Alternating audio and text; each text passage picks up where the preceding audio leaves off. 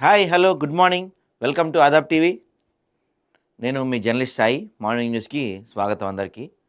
So ఈరోజు morning న్యూస్లో ప్రధాన అంశాలుగా మనకి నిన్న ఈ కులగణన గురించి ఒక పవర్ పాయింట్ ప్రజెంటేషన్ ఇచ్చారు ఢిల్లీలో మన కాంగ్రెస్ పార్టీ నేతలు. ఇక్కడ రాష్ట్ర నేతలు, అక్కడ కేంద్రంలో ఉన్న నేతలకి, అంటే ఈ ఢిల్లీలో ఉన్న నేతలకి, దాంతోపాటుగా దేశంలో ఉన్న ఈ కాంగ్రెస్ పార్టీకి సంబంధించిన ఎంపీలకి, కాంగ్రెస్ పార్టీకి సంబంధించిన కీలక నేతలందరికీ కూడా ఒక పవర్ పాయింట్ ప్రజెంటేషన్ ఇచ్చారు. సో ఆ సందర్భంగా రేవంత్ రెడ్డి, రాహుల్ గాంధీ వీళ్ళందరూ కూడా మాట్లాడారు. చాలా కీలకమైన అంశాలు, చాలా కీలకమైన పాయింట్స్ దీంట్లో మాట్లాడారు వీళ్ళందరూ. సో వాటి గురించి ప్రధానంగా అన్ని పత్రికల్లో మనకు అదే కనపడుతుంది. ఒకసారి చూద్దాం, వాటి గురించి కూడా మాట్లాడే ప్రయత్నం చేద్దాం. ఇక నెక్స్ట్ ఈ భారత్ బ్రిటన్ మధ్య, అంటే ఇండియా యూకే మధ్య కొత్తగా బిజినెస్ డీల్స్ చాలా సెట్ అయినాయి అంట.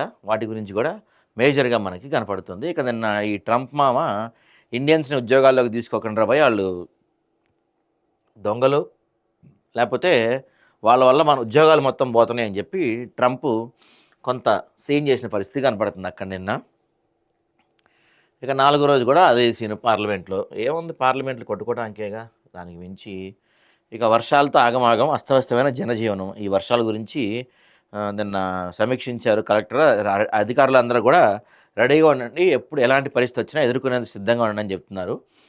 ఇక యూత్ని, మహిళల్ని అట్రాక్ట్ చేస్తాం కోసం బీఆర్ఎస్ జాగృతి కొట్లాడుతున్నాయి అంట. వాళ్ళకి పడుతున్నాయి. సో వాటి గురించి ఇద్దరు పోటాపోటీ కార్యక్రమాలు పెడుతున్నారు. ఇక రష్యాలో నిన్న ఘోర ఈ విమాన ప్రమాదం జరిగింది. దాదాపుగా 49 మంది చనిపోయారంట. 49 మంది చనిపోవటం అంటే చాలా పెద్ద విషయం కదండి. ఇంకా ఏపీ అధికారులపై కేఆర్ఎంబీకి తెలంగాణ ఫిర్యాదు చేయబోతున్నారంట. సాగర్ కుడికాలో నుంచి ఏపీకి నీళ్ళు ఎత్తుకుపోతున్నారని చెప్పి. ఇంకా తెలంగాణలో పెట్టుబడులు పెట్టండి అంటున్నారు. థాయిలాండ్, కంబోడియా మధ్య యుద్ధ మేఘాలు. తెలుసా థాయిలాండ్, కంబోడియా మధ్య యుద్ధం ఎందుకు జరుగుతుందో? ఒక దేవాలయం కోసం, హిందూ దేవాలయం కోసం యుద్ధం జరుగుతుంది.